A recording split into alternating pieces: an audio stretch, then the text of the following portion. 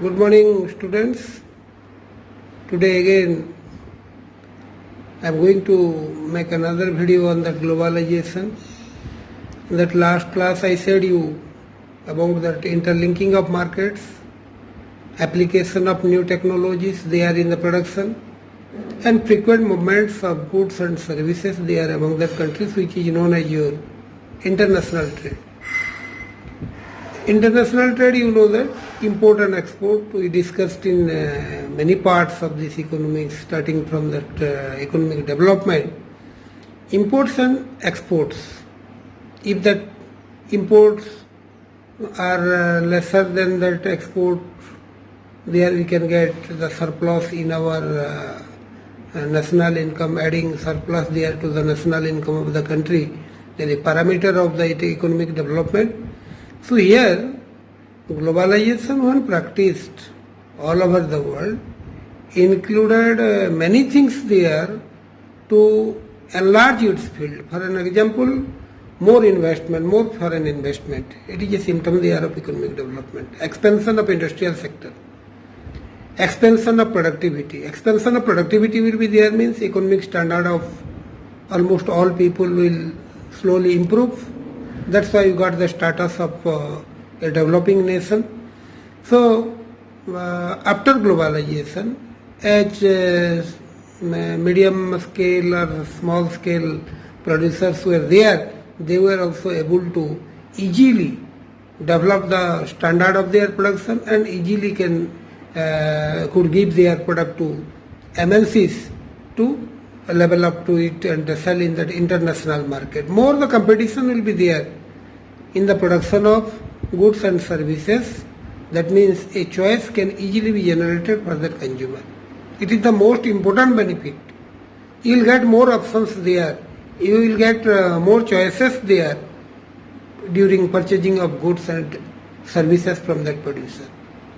During getting goods and services from that producer.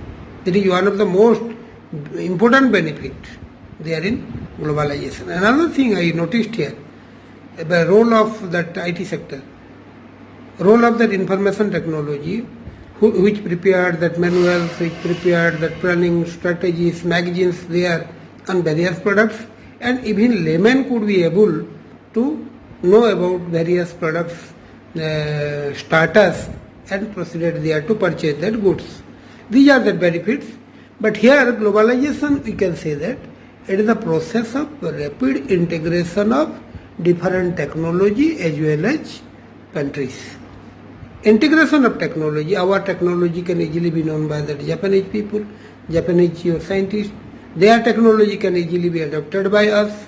Exchange of technologies will be possible there in globalization, and integration of countries. If your trade balance is there, trade balance, what is the trade balance? That understanding is there in the trade among that countries means it can build up easily there that integration, international integration of that market, integration of that country's market of different countries can work together and can provide all sorts of goods starting from the needle to that aeroplane there in international market. This is one of the most important benefit of globalization. Many times I said you that working under a single roof. If all are, it is understanding. Working under all sorts of people are sitting together means integration is possible, and that globalization brought that integration among that countries all over the world. And here another thing, more and more goods and services are demanded now there by the people of the whole world, means more introduction of technology is possible. More your introduction of technology means development of technology will be also there. Technologies are not developed. We are in that, suppose for an example, with the traditional technology. We cannot give better production there too. But so in India, as technology is a little poor, earlier it was poor. Most of that industry starting from Konark TV to that sugar factory of Aska and of that Pone sugar of Dega Balangi that were declared sick by that government. Because at that time your technology was not procured properly by that industrialist or that side of that government, caused that industry to be sick. This is one of the important benefits of, I said you, first one is foreign investment, second one is your technology, third one is your integration of market, integration of nations. Sitting together, taking with that understanding, going with an understanding. That's why it is repeated again, factors that have enabled globalization. What are the factors responsible for making of that globalization in international trade? It is given about technology. I said you about that use of information technology. Sitting there in England, if someone is preparing a manual and the strategy planning, there with the help of magazine, with the help of some writings, and sending it to the producer of India, and applying that technology, applying that readings or writings of that people prepared in England, if it is possible to their produce standard product in India, means you just understand what is the usefulness of this information technology. Definitely it played a vital role in globalization. Secondly, liberalization of foreign trade and foreign investment policy. All countries with the involvement of, last class I said, I am repeating here again, with the intervention of that World Trade Organization, it was possible to run that foreign trade smoothly.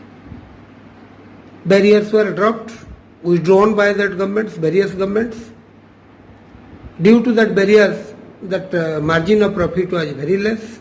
That margin of profit increased slowly with the drop or withdrawal of that your trade barrier thereby different countries of the world, and all were allowed there to enter into the periphery of different countries with their standard products.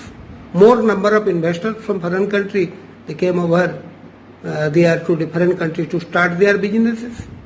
Sikh industry is there, and Sikh industries, they were investing more, taking over the charge of that industry, increasing that production, applying that modern technology, improved technology.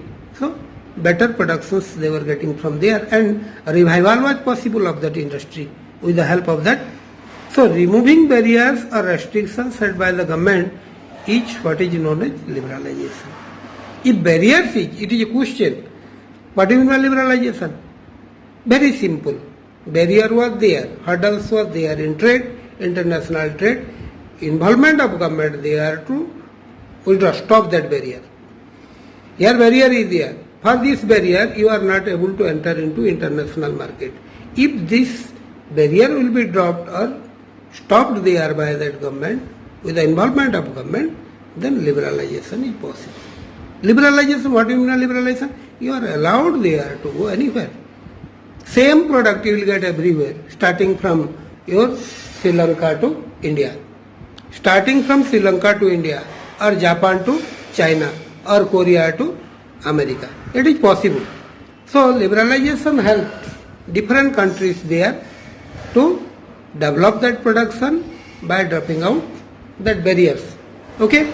And next one, World Trade. What was the role of World Trade Organization there in this international business, in this globalization?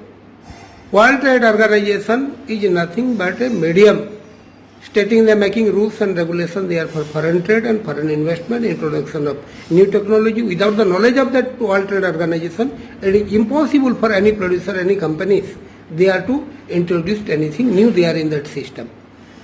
Procurement of raw materials, provision of electricity, water supply, generation or creation of a new market there to sell that product. All these are there only with the notification of that WTO. It is possible to go through this. You can go there to that globalization part.